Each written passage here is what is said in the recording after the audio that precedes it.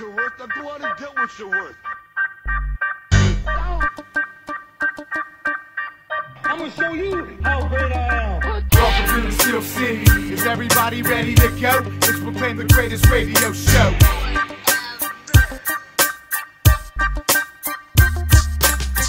Cella and Johnny Parlay with the facts. So relax, grab a drink, then let's get back.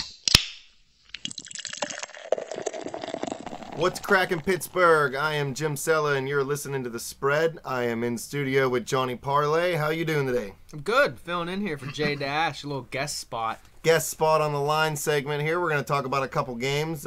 First game we got is Arizona and Denver.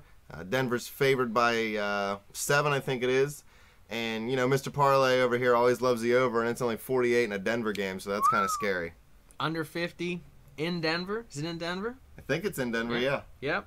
Hey, that's what I would say. Take the over on that one. That's easy. That's the easiest pick of the week there. Nah, you got to go with the over in that. There's no reason not to, I would think. As far as the game, 7's hefty, but yeah, I think Denver's covered a lot of lines, 7 or even a little bit higher at home since Peyton's got there. One little side note here, Manning is 1 touchdown pass away from becoming the second player to reach 500, and then he's only 9 all-time behind Brett Favre. So he'll get that in the first 5 minutes. And that'll be good for the over, and that'll be good for Peyton. They'll have a little scoreboard celebration, and they can all cheer and focus on the rest of the game. Guess how many touchdowns Manning has thrown in Denver at home? In Denver. How many years has he been with them? 3? 18 games. 18 games he's been with Denver? Yeah. At home. Just home games. 18 games, that's at least 18. Probably at least 36. I'll go 41 and a 41. 55 touchdowns, and they're 16 and 2 at home. So they're most definitely going to probably win the game. And dude's a machine. Yeah, take the over. That's but all. I mean, am I seeing this right? Arizona's 3-0? Arizona is 3-0, yeah. And Carson Palmer's not even playing. That's the weirdest part. Drew Stanton is hold down the fort. He's not doing great. He's only completing... I see their stats here.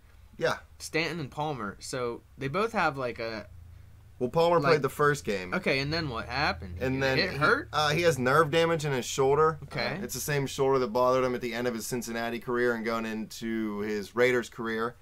So he's still out again. Stanton's getting the start for sure. But so what, Palmer 1-0 and Stanton's 2-0? Yeah, that's it. Dude, they got a stout defense, man. I'm feeling Arizona, I think. They're only allowing 2.9 yards per carry. That's 3rd best in the league. That would probably be a good game. Yeah, and Monty Ball's not running the ball that well, so Denver's probably going to be pretty one-sided.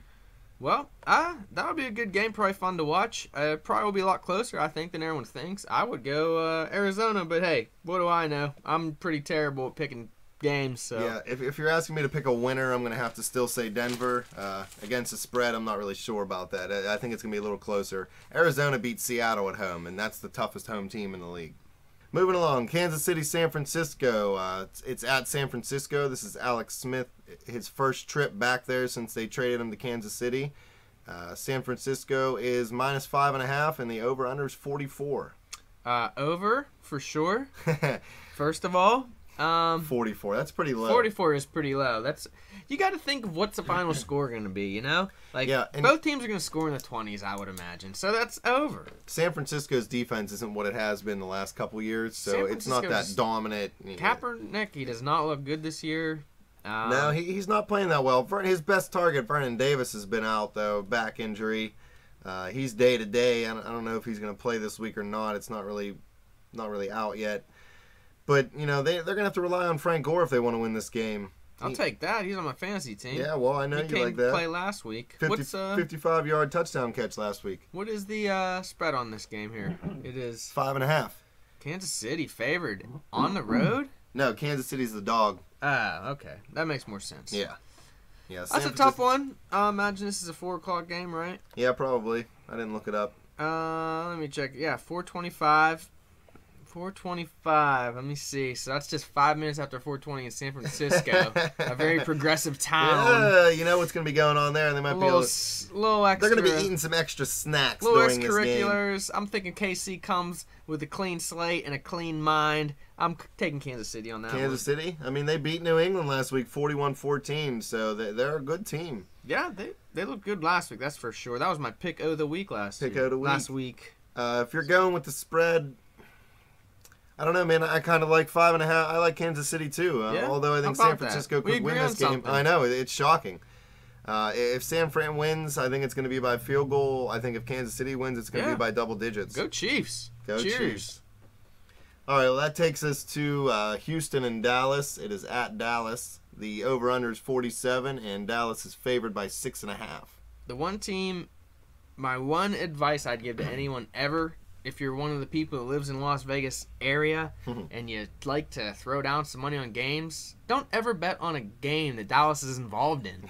Who are they? They show up different every week. They Every can week. look like the 70s Steelers, or they can look like the 2013 Jacksonville Jaguars. I mean, they're Dr. Jekyll, Mr. Hyde. And, I think it all starts with their quarterback, Tony Romo. I mentioned earlier when I was talking to Jay Dash, he's a very inconsistent quarterback. He'll put up 400 yards one week and then 4 yards the next week and 3 pick sixes. So, I mean, you never know what Dallas team's going to show up. And such a big spread, 6.5. Houston's not the bad team they were last year. They're definitely a lot better this year. Their defense is tied for the league lead with 9 turnovers. J.J. Watt already has 2 touchdowns this year, one receiving and one on interception last week. But what's the over-under in this game? 47. 47. That seems low to me because Dallas has been lighting it up this year. They're averaging almost 29 points a game, and Houston's averaging almost 22 a game. Yeah. What's 29 plus 22? I'm not good at math. 29, 22. 51? There you go. That's over. That's over. So Dallas over parlay is what I'm thinking. Yeah, why is it so low if the average points add up? Jim, Like, if it I makes knew no that sense. answer, I wouldn't be throwing my phone off a wall every Sunday.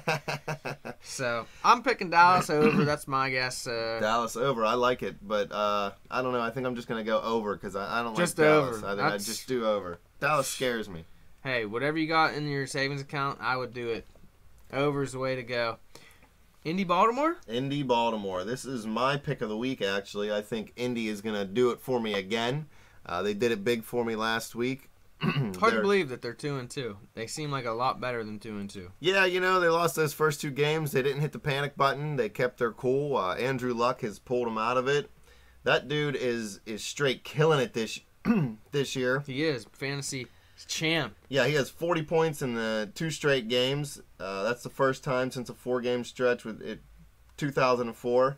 He's on pace for 5,200 yards this year and 52 touchdowns, which would actually surpass Peyton Manning's franchise records of 4,749. Oh, would that be awesome? And at the beginning of the year, we both said that Andrew Luck has the potential to be the MVP of the league. So if he puts up those kind of numbers, it's hard to think anybody could beat him out for that. He's pretty unstoppable. Baltimore 3-1. It's a nice looking record. What's the spread on this one? 3, Indy, favored by Indy, 3. 3 at home. Yeah, at home. And, That's tough. I mean, the it's home going to team be a close usually- game, another good game, another fun game to watch. Get out your chicken wings and your brews and enjoy those at this 1 o'clock start. Probably going to be the matchup, the 1 o'clock matchup to watch, I would guess. Yeah, definitely. I mean, other than your hometown team, if they're playing at 1, you definitely want to check this game I out. would tune in and I would just Baltimore, Indy. I'm going to go off the chart and just say under. What is the over-under? 49. Yeah, let's do under. Why not? Oh, yeah. That's a scary pick. Luck's been putting up 40 himself the last couple weeks. Yep. I think this is a game where I'm going to go Indy over parlay. Nice. You like the parlay in the last matchup, but I think Indianapolis is going to win this game pretty handedly. I think they're a team really knocking at the door for a Super Bowl bid for the AFC. And I'm not really sold on Baltimore's offense or their defense. Fair enough. Next game. Next game, our last game here, and this is a huge game, especially for the AFC. It's a huge game for the Steelers. Unfortunately, we have to be New England Patriot fans this week. Hey, that'll be a first, definitely. They got Cincinnati coming to town. Cincinnati's actually favored by 1 at New England. They're undefeated. Yeah, it's been a long time since New When is England's last been a time home someone? dog. Yeah, I was gonna say, when's the last time someone came into New England? I think Peyton Manning was the last time. Maybe last year with Denver or his first year with Denver. Yeah, very possible. That was definitely the last time. I don't remember the game for sure. New England just doesn't look themselves, but they are one team that they can always look like the best Oh, yeah. team in the league. Yep. They're- At any given time, they could can. really get it together. Brady has an embarrassing 79.1 passer rating this week. That ranks 29th in the league, and he's completing a career worst 59.1% of his passes. Not even 60% completion for Brady this year. That's just uncanny. I never thought I would see that. Even at the end of his career, if he lost his arm strength, Brady always puts the ball on the money. Yeah. And to see it that low, it just is. There's got to be something wrong. He's got something to prove. Maybe him and Giselle are having problems. I don't know. Well, he got pulled last week, so you better believe he has something to prove. And I know it was more for injury concern. It wasn't because they think Garoppolo is better. And then Garoppolo went down and scored a touchdown. And when somebody asked Brady about that, he pretty much ignored the question in the post-game conference and moved on. Garoppolo, he's great comic. Jay Garoppolo. Jay Garoppolo. Janine Garoppolo, right? Yeah. Yeah. And what's the other? Great comic. What's the pale guy's name? Gaffigan. Oh, yeah. Jimmy Gaffigan. Jimmy Gaffigan, Janine Garoppolo, and they had a baby and they named him Jimmy Garoppolo. Jimmy? Yeah. Jimmy Garoppolo. If that ain't an underdog name, I don't know what is. He's the love child of Mr. Gaffigan and Mrs. Garoppolo. I think that Tom has something to prove, and he'll show up, and I think, will blow Cincy out, honestly. I think he's going to blow him out, 10+. Okay. You heard it here. Which quarterback do you think has the most wins in the regular season since 2011? Since 2011, I would go Peyton. Brady. It's actually Brady. Wow. Now guess who's number 2? Peyton. Andy Dalton. Wow. 33 total victories. But Dalton chokes it up in the playoffs and loses the very first game. So, we've seen Cordell Stewart win us a lot of regular season games and then blow it in the playoffs. So, and until Dalton can get it together and win a couple playoff games, obviously Brady's the better quarterback, but I think Cincy could win this game. Well, I'm going New England. You go Cincy, and we'll call it that. All right. Well, what about the over-under? It's 46. Over. Over? You kidding? Yeah, over. Over. So that's another one. I'm going another parlay. Cincy over. Double parlays for me this week. 34-17, New England. 34-7. Okay, well, I'm going to go 40-32 Cincinnati. 43. That's a lot of scoring. That's a big-time points, man. The Patriots, their defense isn't as good as it used to be. Cincinnati's got a good offense, and Brady, like you said, he's going to have something to prove, so I think it's going to be a shootout. Yep, he's going to come to play. That's it. I think call it New England if you're asking me. All right, you got New England, I got Cincinnati. We're going to keep track of these, and we'll see who comes out on top. And then, when I go 0-5, Jay Dash will retain the seat. Yeah, I was 2-3 last week. That puts me at 3-7, I think, for the whole year. So, really, you shouldn't be listening to a word I say.